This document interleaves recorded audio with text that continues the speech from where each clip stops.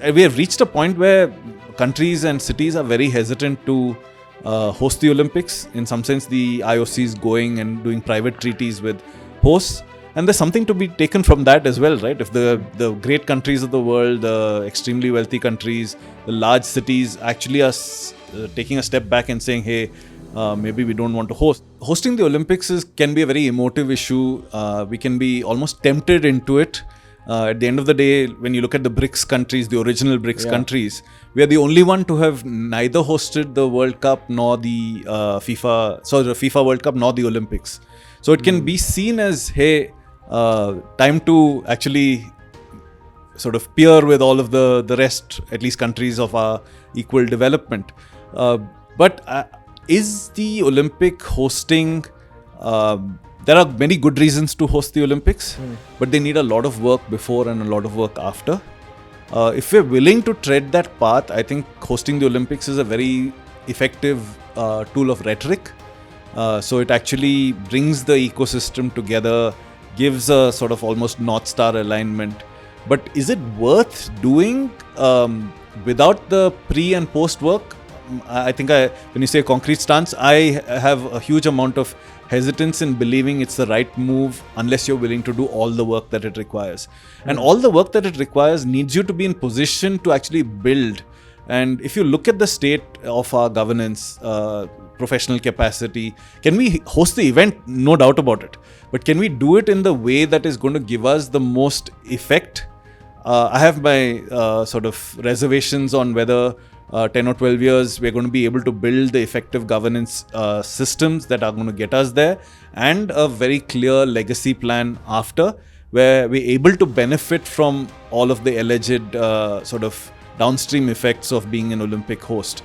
Because we have reached a point where countries and cities are very hesitant to host the Olympics. In some sense, the IOC is going and doing private treaties with hosts.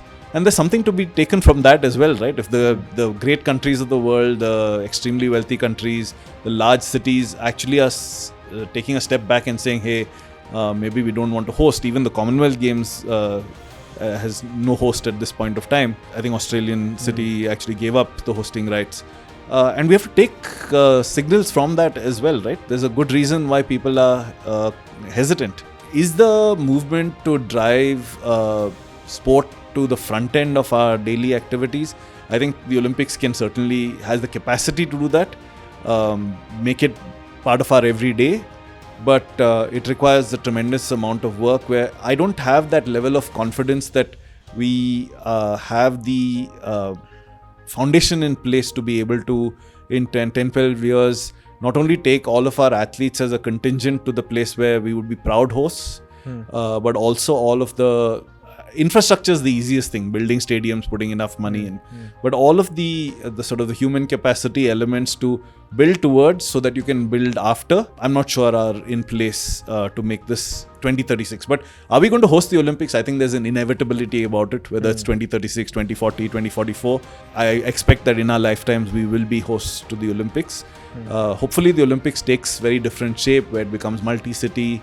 A whole country can benefit from it. More people can access it as spectators, touching and feeling the event.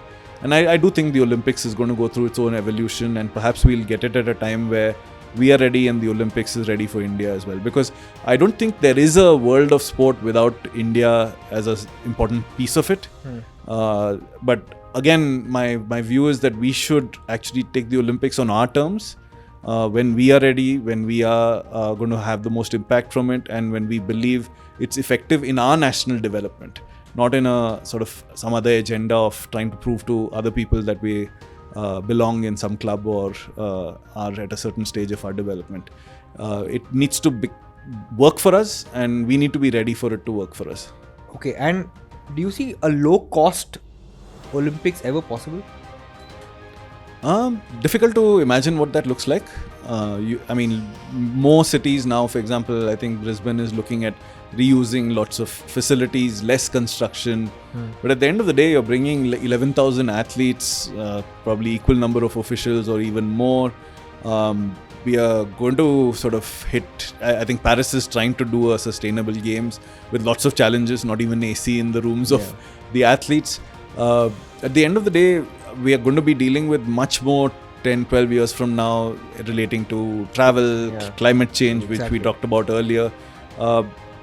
I think there is going to be tremendous pressure on sport, and particularly the Olympics and FIFA World Cup and others, to build sustainability into design.